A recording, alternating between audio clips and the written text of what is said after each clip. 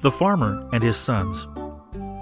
A father, being on the point of death, wished to be sure that his sons would give the same attention to his farm as he himself had given it. He called them to his bedside and said, "My sons, there is a great treasure hid in one of my vineyards." The sons, after his death, took their spades and mattocks and carefully dug over every portion of their land. They found no treasure, but the vines repaid their labor by an extraordinary and superabundant crop. The Ass and His Master. An ass belonging to an herb seller who gave him too little food and too much work. One day, the ass made a petition to Jupiter to be released from his present service and provided with another master. Jupiter, after warning him that he would repent his request, caused him to be sold to a tile maker. Shortly afterwards, finding that he had heavier loads to carry and harder work in the brick field, he petitioned for another change of master. Jupiter, telling him that it would be the last time that he would grant his request, ordained that he be sold to a tanner.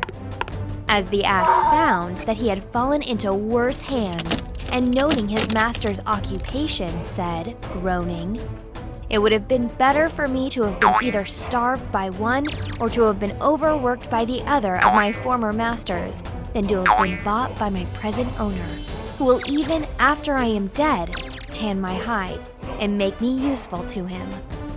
He that finds discontent in one place is not likely to find happiness in another. The Fox and the Grapes.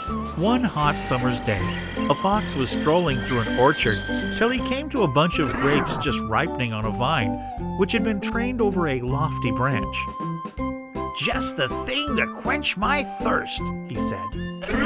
Drawing back a few paces, he took a run and a jump, and just missed the bunch. Turning round again, with a 1, 2, 3, he jumped up, but with no great success. Again and again he tried after the tempting morsel, but at last had to give up and walked away with his nose in the air, saying, "I am sure they are sour." It is easy to despise what you cannot get. The Boys and the Frogs. Some boys playing near a pond saw a number of frogs in the water and began to pelt them with stones. They killed several of them, when one of the frogs, lifting his head out of the water, cried out, "Pray stop, my boys. What is sport to you is death to us." One man's pleasure may be another's pain. The Crow and the Pitcher.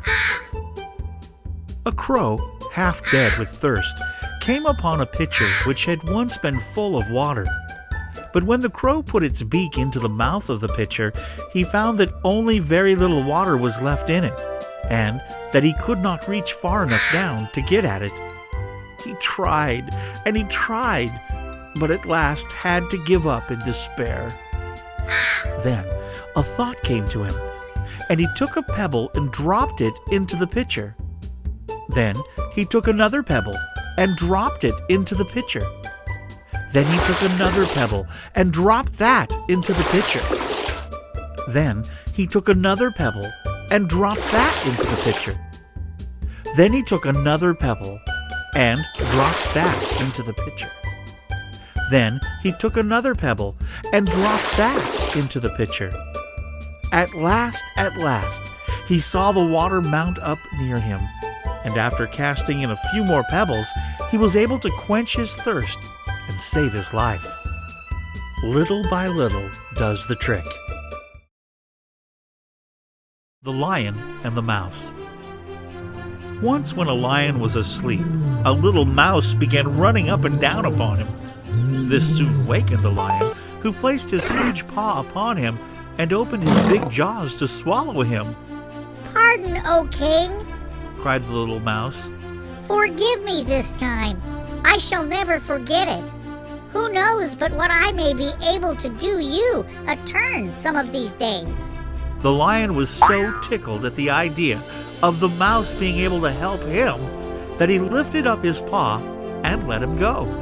Sometime after, the lion was caught in a trap, and the hunters who desired to carry him alive to the king tied him to a tree while they went in search of a wagon to carry him on. Just then, the little mouse happened to pass by, and seeing the sad plight in which the lion was, went up to him and soon gnawed away the ropes that bound the king of the beasts. Was I not right? Said the little mouse. Little friends may prove great friends. The Boy Who Cried Wolf.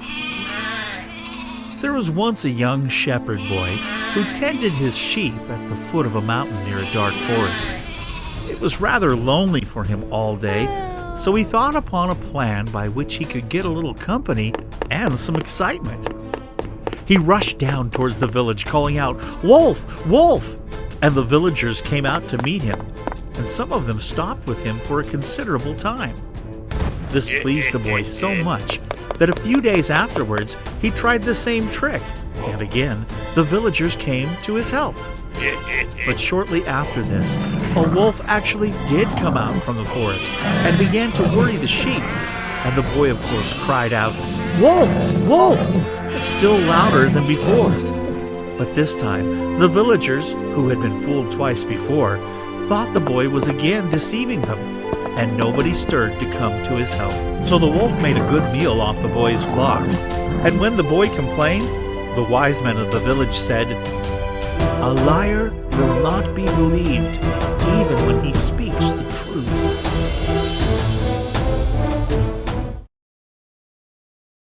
The Ant and the Dove. An ant went to the bank of a river to quench its thirst, and being carried away by the rush of the stream, was on the point of drowning. A dove sitting on a tree overhanging the water plucked a leaf and let it fall into the stream close to her. The ant climbed onto it and floated in safety to the bank. Shortly afterwards, a birdcatcher came and stood under the tree and laid his lime twigs for the dove, which sat in the branches. The ant, perceiving his design, stung him in the foot. In pain, the birdcatcher threw down the twigs, and the noise made the dove take wing. One good turn deserves another.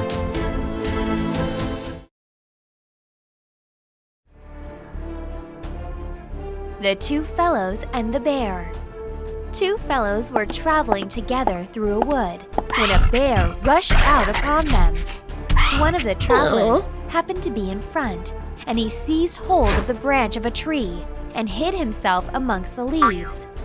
The other, seeing no help for it, threw himself flat down upon the ground, with his face in the dust. The bear, coming up to him, put his muzzle close to his ear and sniffed and sniffed. But at last, with a growl, he shook his head and slouched off, for bears will not touch dead meat. Then the fellow in the tree came down to his comrade and laughed and said, "What was it that Master Prune whispered to you?" "He told me," said the other, "never trust a friend who deserts you in a pinch." The Goose with the Golden Eggs. One day, a countryman going to the nest of his goose found there an egg all yellow and glittering. When he took it up, it was heavy as lead, and he was going to throw it away because he thought a trick had been played upon him. But he took it home on second thoughts, and soon found, to his delight, that it was an egg of pure gold. Every morning the same thing occurred, and he soon became rich by selling his eggs.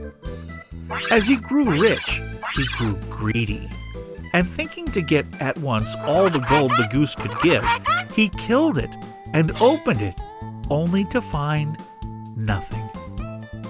Greed often overreaches itself.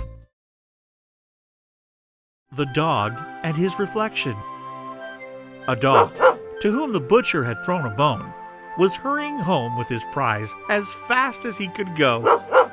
As he crossed a narrow footbridge, he happened to look down and saw himself reflected in the quiet water as if in a mirror. But the greedy dog thought he saw a real dog carrying a bone much bigger than his own. If he had stopped to think, he would have known better. But instead of thinking, he dropped his bone and sprang at the dog in the river, only to find himself swimming for dear life to reach the shore. At last, he managed to scramble out, and as he stood sadly thinking about the good bone he had lost, he realized what a stupid dog he had been. It is very foolish to be greedy. The Lion, the Fox, and the Ass. An ass and a fox went into partnership and sailed out to forage for food together. They hadn't gone far before they saw a lion coming their way, at which they were both dreadfully frightened. But the fox thought he saw a way of saving his own skin and went boldly up to the lion and whispered in his ear, "I'll manage that you shall get hold of the ass without the trouble of stalking him, if you'll promise to let me go free." The lion agreed to this, and the fox then rejoined his companion and contrived before long to lead him by a hidden pit, which some hunters had dug as a trap for the wild animals, and into which he fell. When the lion saw that the ass was safely caught and couldn't get away, it was to the fox that he first turned his attention, and he soon finished him off, and then at his leisure proceeded to feast upon the ass. Betray a friend, and you'll often find you have ruined yourself.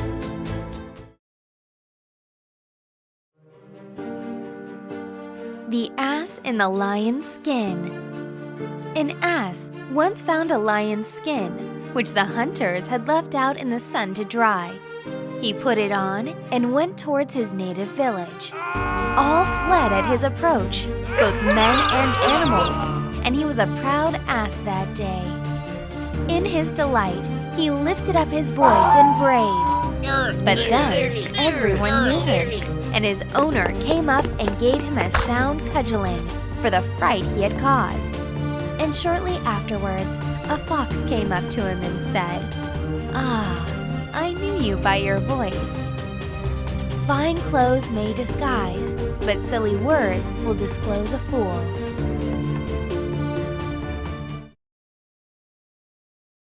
The Miser and His Gold. Once upon a time, there was a miser who used to hide his gold at the foot of a tree in his garden. But every week, he used to go and dig it up and gloat over his gains. A robber who had noticed this went and dug up the gold and decamped with it. When the miser next came to gloat over his treasures, he found nothing but the empty hole. He tore his hair and raised such an outcry that all the neighbors came around him, and he told them how he used to come and visit his gold. "Did you ever take any of it out?" asked one of them. "Nay," he said, "I only came to look at it." "Then come again and look at the hole," said the neighbor. "It'll do you just as much good." Wealth unused might as well not exist. The Town Mouse and the Country Mouse. A country mouse invited a town mouse, an intimate friend, to pay him a visit and partake of his country fare. As they were on the bare plowlands, eating their wheat stalks and roots pulled up from the hedgerow, the town mouse said to his friend, You live here the life of the ants, while in my house is the horn of plenty. I'm surrounded by every luxury, and if you will come with me, as I wish you would, you shall have an ample share of my dainties." The country mouse was easily persuaded and returned to town with his friend. On his arrival, the town mouse placed before him bread, barley, beans, dried figs, honey, raisins, and last of all brought a dainty piece of cheese from a basket. The country mouse, being much delighted at the sight of such good cheer, expressed his satisfaction in warm terms and lamented his own hard fate. Just as they were beginning to eat, someone opened the door. They both ran off squeaking as fast as they could to a hole so narrow that the two could only find room in it by squeezing. They had scarcely begun their repast again when someone else entered to take something out of a cupboard, whereupon the two mice, more frightened than before, ran away and hid themselves. At last, the country mouse, almost famished, said to his friend, Although you've prepared for me so dainty a feast, I must leave you now to enjoy it by yourself. It is surrounded by too many dangers to please me. I prefer my bare plowlands and roots from the hedgerow, where I can live in safety and without fear.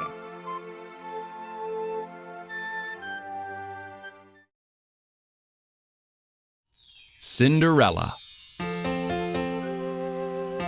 Once upon a time, there was a beautiful girl named Cinderella.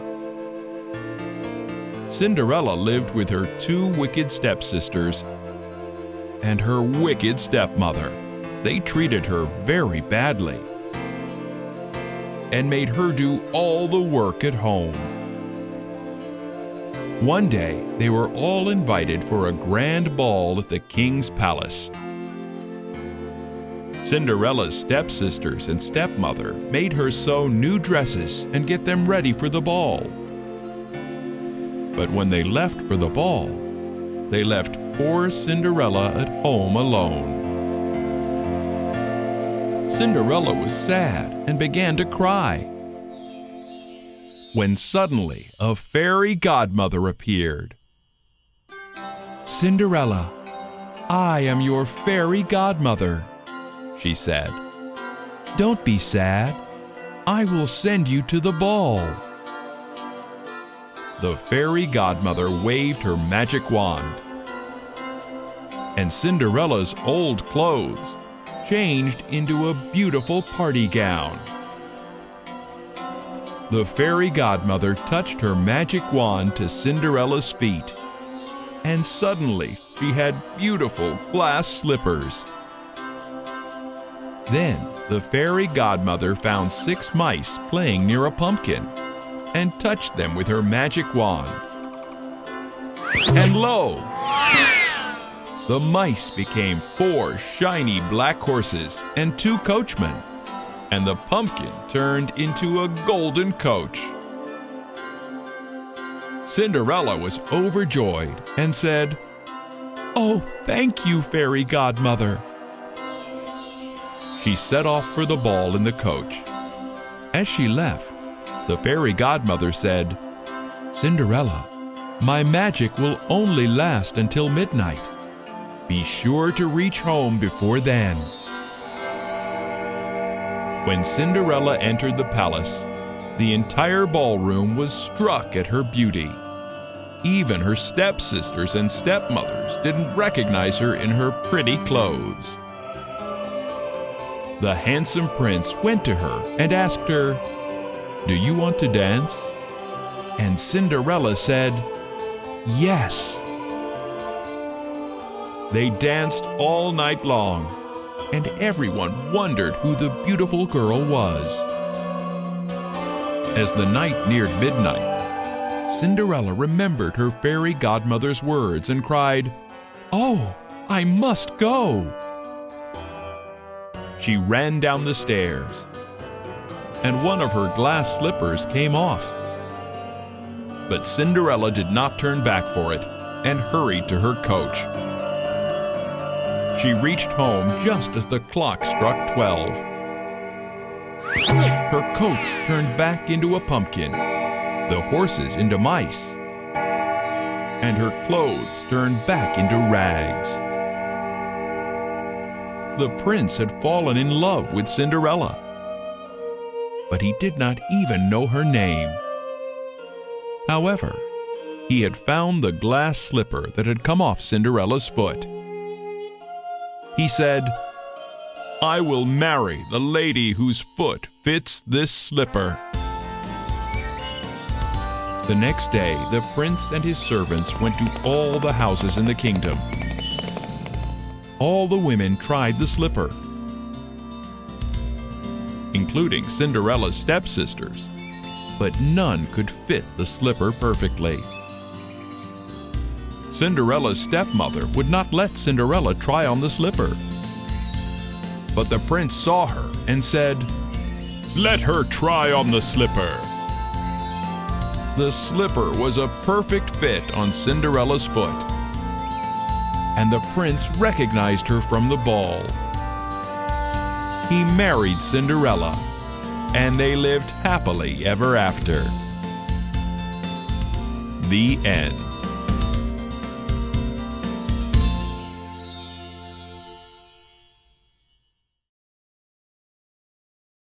Goldilocks and the Three Bears. Once upon a time, there was a little girl named Goldilocks. She had golden hair. One day, she went out in the forest to play. She saw a cute cottage and knocked on the door.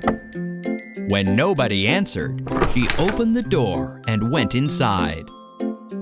There was no one inside, but on the kitchen table, Goldilocks saw 3 bowls of porridge. Goldilocks was hungry, so she took a bite from the largest bowl. "This porridge is too hot," she said. She took a bite from the middle-sized bowl. "This porridge is too cold," she said. Then she tried the smallest bowl. "This porridge is just right," she said, and ate up all the porridge. Goldilocks was tired now, and so she sat on the largest chair. "This chair is too big," she said. She tried the middle-sized chair. "This chair is too big too," she said. Then she tried the smallest chair. "This chair is just right," she said. But the chair broke. Goldilocks was even more tired now. So she went upstairs, and there she saw 3 beds. She tried the largest bed. "This bed is too hard," she said. She tried the middle-sized bed. "This bed is too soft," she said. Then she tried the smallest bed. "This bed is just right," she said, and she fell asleep. Soon, the 3 bears came home. "Someone's been eating my porridge," said Papa Bear. "Someone's been eating my porridge," said Mummy Bear. "Someone's been eating my porridge, and they finished it all," cried Baby Bear.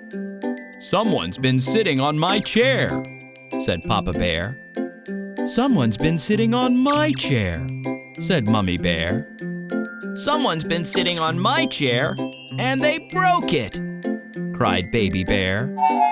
"Someone's been sleeping in my bed," said Papa Bear.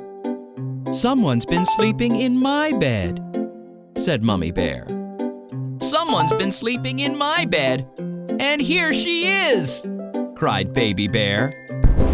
Goldilocks woke up and saw the 3 bears. "Help!" she shouted, and ran out into the forest. She never came back again. The end.